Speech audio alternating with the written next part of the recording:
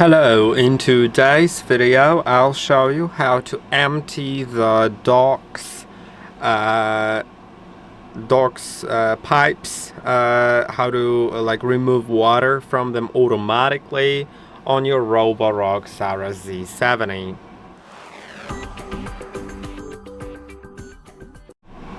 You can automatically drain the pipes by going to the settings in the top right corner, then going to dock settings, then drain onboard water tank, and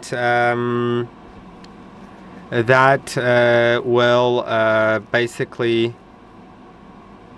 drain the water tank in your robot, and it'll also drain the pipes in the station.